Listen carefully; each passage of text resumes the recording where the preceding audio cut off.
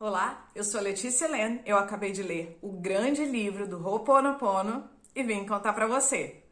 Todo mundo já deve ter ouvido falar de Ho'oponopono, né? Mas já tem um tempo que eu tô muito curiosa com esse livro, porque tá no ranking dos mais vendidos. Bom, o livro foi escrito por Juan Gracier, Dr. Luc Bodan e Nathalie Bodan. Acho que é assim que se fala o nome deles. Eles, claro, começaram contando da origem da filosofia, né, que é uma tradição ancestral havaiana, onde o Ho'oponopono quer dizer endireitar, harmonizar, corrigir o que está errado e reordenar. Essa tradição era feita por um guia ou um padre que juntava um grupo de pessoas para limparem memórias ruins e conceder então a eles o perdão. Então, era uma técnica de reconciliação entre membros de um vilarejo para que manifestassem a harmonia, né, das pessoas, entre as pessoas e do ambiente em que viviam. Até que uma xamã pensou que poderia eliminar a presença deles para que todo mundo pudesse fazer a prática sozinho e assim a gente podia conceder perdão a nós mesmos. Então, a gente poderia se auto-aplicar o Ho'oponopono partindo do princípio de que a paz começa com a gente e se libertar de memórias negativas, encontrando assim a divindade que existe dentro de cada um de nós. E aí essa xamã, a Morna, teve um aluno, o Dr. Len, que tornou o Ho'oponopono muito famoso pelo mundo todo. Ele era um psicólogo clínico e foi convidado para trabalhar na ala de psiquiatria de uma penitenciária do Havaí.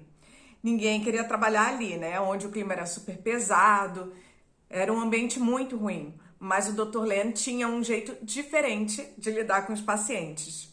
Não via nenhum deles. Só pegava as fichas, se trancava na sala dele, enquanto passava o dia fazendo Ho'oponopono para cada um. Não é que depois de 3 meses eles tinham melhorado? E depois de 4 anos a ala psiquiátrica até foi fechada.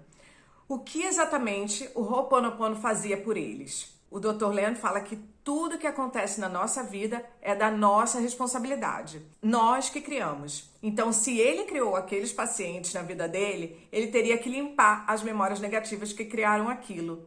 Limpando o seu mundo interior, né, as suas memórias ruins, você acaba limpando o seu exterior e tudo que desagrada nele. Bom, né? Conforme você vai limpando, você vai encontrando tudo que há de mais divino em você e, consequentemente, você vai criando um exterior de paz, felicidade, amor e harmonia.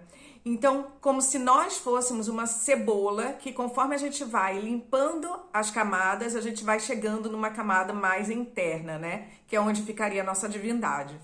Mas como você criou essas memórias ruins?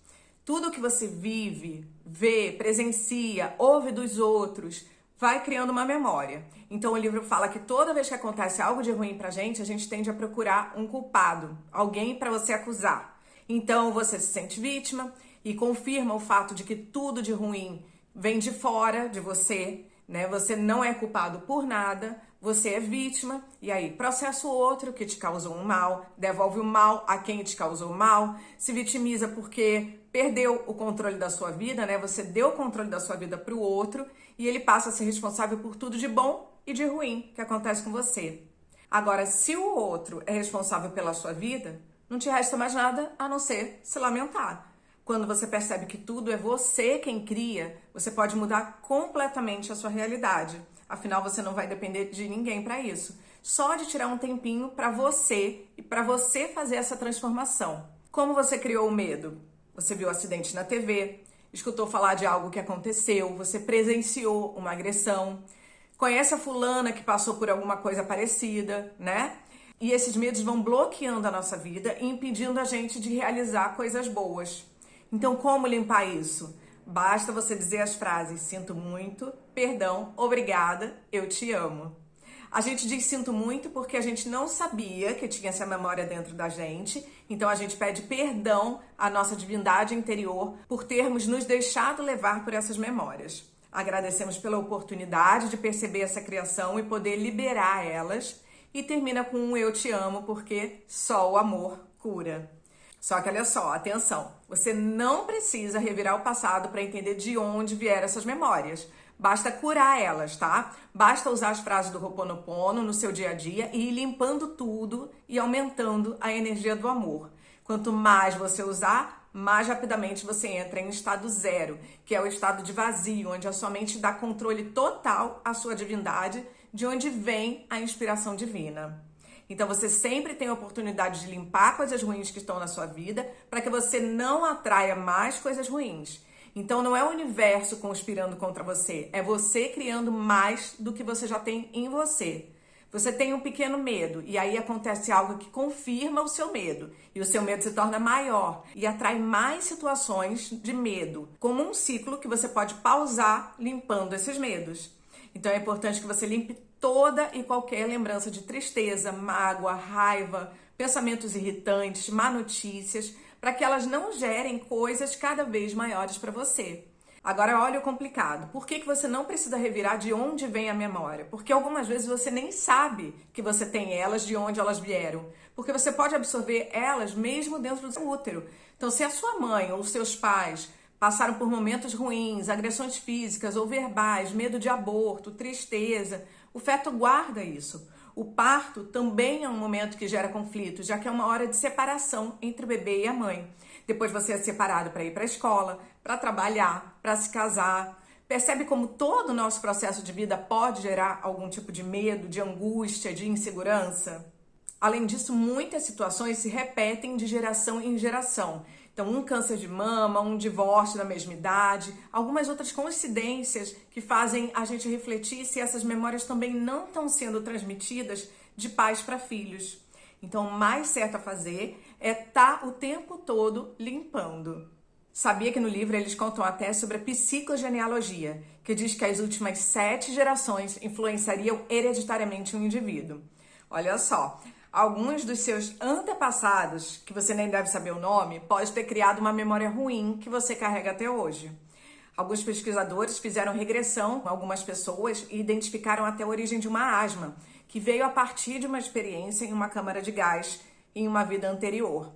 Outra identificou dores no peito sem nenhuma doença correlacionada a uma situação de facadas em outra encarnação. Você já ouviu falar em epigenética? Epigenética é um campo de pesquisa que investiga como os estímulos ambientais podem ativar ou silenciar genes do seu corpo. Um estudo dessa área com 600 pessoas mostrou que 1/3 dessas pessoas apresentava modificações em seu genoma em 10 anos de vida. Também já conseguiram estabelecer que, em parte, algumas doenças tenham origem epigenética, como câncer, obesidade, diabetes tipo 2, alergias, asmas, autismo, esquizofrenia e Alzheimer. E falam que no futuro a lista vai aumentar. Isso então quer dizer que seus pensamentos e emoções podem sim interferir na expressão dos seus genes. Apagando essas memórias erradas pode estar ajudando na mudança do seu DNA e do seu exterior. Existem várias provas de que a mente influencia no estado do corpo, né? A gente vê aí o efeito placebo, hipnose, técnicas de visualização. Da mesma forma, você percebe como o seu corpo fica quando você está estressado, não é verdade? Sabe que o livro fala sobre uma observação psiquiátrica onde uma pessoa que apresentava múltiplas personalidades apresentava diferentes aspectos físicos dependendo da personalidade? Em uma ela se tornava diabética, na outra hipertensa, em outra era alérgica. Até cicatrizes e verrugas eram diferentes de acordo com a personalidade que estava sendo manifestada. Agora, se a mente é capaz de manifestar doenças no corpo, por que não poderia manifestar cura? Só seriam necessários a gente manifestar amor e paz também. Como a Xamã Moana fala, a paz começa consigo. Nós estamos aqui somente para trazer paz à nossa vida e quando a gente faz isso, tudo ao nosso redor volta ao seu ritmo certo, que é o ritmo da paz. O experimento de Masaru Emoto prova que o estado da água é alterado de acordo com as intenções ou palavras evocadas nela. Se o nosso corpo é formado de mais de 70% de água, esse é um dado importante, né? O que aconteceria se a gente emanasse coisas boas todos os dias na nossa comida e na nossa bebida? Inclusive, eles mostram no livro que isso não se dá só a partir da nossa manifestação.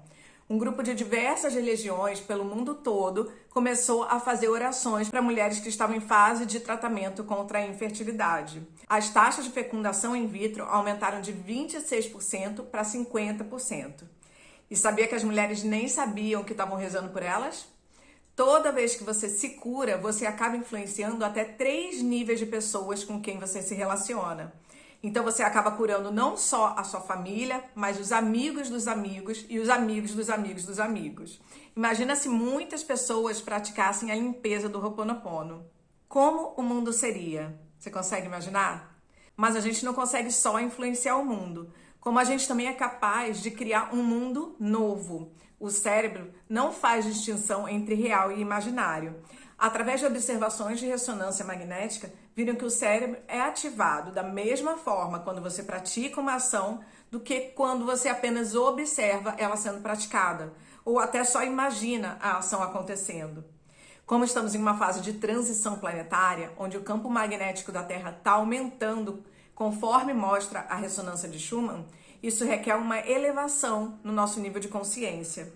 Mas durante essa transição, a gente vai passar por momentos de irritabilidade, angústia, depressão, o que também acaba interferindo no campo magnético da Terra. Então veja que quanto mais a gente produz guerra, assassinatos, crises, revoluções, mais o planeta devolve terremotos, inundações e outras catástrofes. Por isso, quanto mais a gente se esforçar para melhorar o nosso campo magnético e o das pessoas ao nosso redor, mais a gente colabora para que essa evolução seja mais leve. Mas ela também precisa ser rápida. E aí o Ho'oponopono vai te ajudar por ser uma ferramenta de fácil uso, que reverbera e você mesmo pode aplicar o tempo todo se você quiser.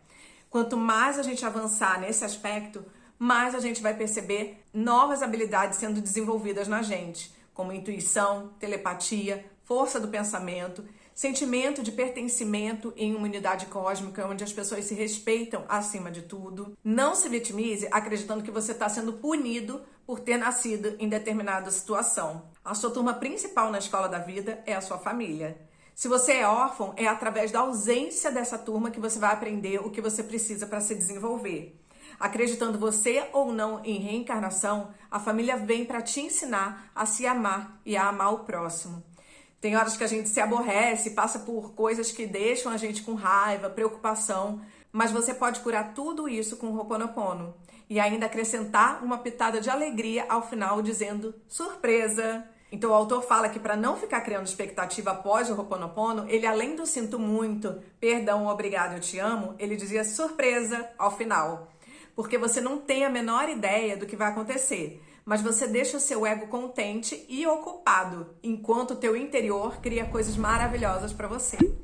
Quando você já não se sente mais ansioso para ficar procurando os resultados do Ho'oponopono, então a surpresa no final já não é mais necessária. Mas eu acho que cria uma energia mais positiva ainda, né? O que você acha? Então toda vez que a sua mente estiver tagarelando sem parar, você pode fazer o Ho'oponopono e depois dizer surpresa. Testa, ela fica muda, procurando a surpresa. Outra coisa que os autores mencionam é o nível energético do lugar que você vive. A sua casa é um ambiente onde as energias são positivas? Elas fluem? Você consegue andar facilmente pelo ambiente? Ele é limpo e bem organizado? Você precisa mudar qualquer coisa que bloqueie as energias da sua casa para que o padrão energético desse ambiente e, consequentemente, o seu, mude e passe a vibrar mais alto. Então organiza bem o seu ambiente, tira o que não serve, o que está quebrado, o que está entulhado e o que está sem uso, tá? Se você conseguir fazer isso no seu espaço de trabalho, também pode fazer. Imagina a energia boa que você iria instaurar se você fizesse essa limpeza do ambiente e fosse dissolvendo as memórias erradas junto com o Ho'oponopono. Quantas vezes você precisa falar? O livro recomenda que até que você sinta a emoção ruim se dissipar. Quanto mais alegre, amoroso e em paz você tiver, melhor vai ser a energia que você vai construir ao seu redor. Se alguém te irritar, economize tempo e energia. Faça o Ho'oponopono e pense que aquilo é uma mensagem para você evoluir. Tem ainda algo ali que você precisa limpar. Os autores te incentivam a usar o Ho'oponopono como base, mas você pode enfeitar de acordo com o seu humor, não tem regra. Então você pode falar surpresa no final, você pode usar só o obrigado, eu te amo e achar que é suficiente, como você pode usar que nem a Beth Russo usa, né? Ela fala, fulana, né, o seu nome, abençoada, sinto muito, por favor me perdoe, eu te amo, eu sou grata. Ela usa 108 vezes e no final fala, vida, me surpreenda. Percebe como é uma variação que ela faz do Ho'oponopono? Se ela acha que assim fica mais poderoso, tá ótimo. Se você quiser criar o seu jeito, tá tudo certo também. O importante é estar sempre agradecendo a oportunidade de limpar e enchendo você de amor com o eu te amo. Você já faz o Ho'oponopono? Qual o seu jeito preferido de fazer? Me conta aqui nos comentários. Te vejo em um próximo vídeo. Tchau!